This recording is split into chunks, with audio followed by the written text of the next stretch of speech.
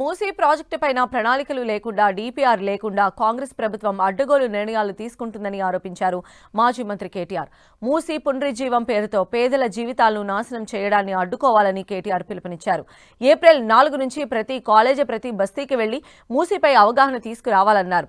April 14న assembly సమీపంలోని అంబేద్కర్ విగ్రహం దగ్గర తాళాలు తీయాలని డిమాండ్ చేశారు.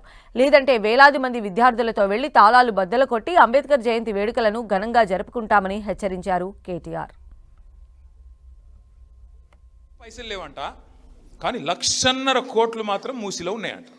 ఏమిటికి ప్రజలు నీకు మూసి కోసం ఓట్లేసిరా? శివుని అడ్డం పెట్టుకున్నాడు. ఇవాళ శివుణ్ణి శివుడి గుడి కడుతున్నా అని చెప్పి ఆడ మూసి తీరంలో గుడి కడుతున్నా, అద్భుతాలు చేయబోతున్నా, నేను శివతాండవం చేస్తా, అడ్డం ఎవరైనా వస్తే తొక్కేస్తా అని చెప్పి ఈ మచ్చరపాయలు అని పెద్ద పెద్ద డైలాగులు మాట్లాడుతున్నాడు.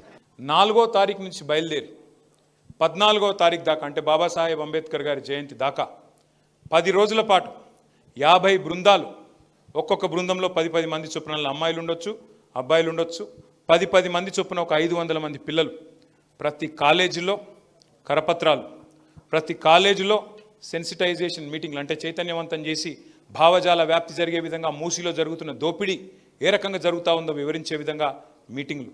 అట్లాగే ప్రతి బస్తీ ప్రతి గల్లీలో మనమే ఇంటింటికి పోయి గడప గడపకు పోయి ధైర్యం చెప్పడం, మేమున్నామమ్మా భయపడకండి, బుల్డోజర్ వస్తే మాకు ఫోన్ కొట్టండి, మేము వస్తాం మీరు భయపడకండి అని చెప్పి ధైర్యం చెప్పి రావడం. రాబోయే అంబేద్కర్ జయంతిని మంచిగా ఘనంగా అక్కడ చేస్తే సరే, లేదంటే 4 తారీఖు నుంచి మీ పోరుబాట ప్రారంభమవుతున్నది. 14 రోజు వేలాదిగా పోయి మనమే తలుపులు బద్దలు కొట్టి ఘనంగా అంబేద్కర్ జయంతిని కూడా అక్కడే చేసుకుందాం. మన పోరాట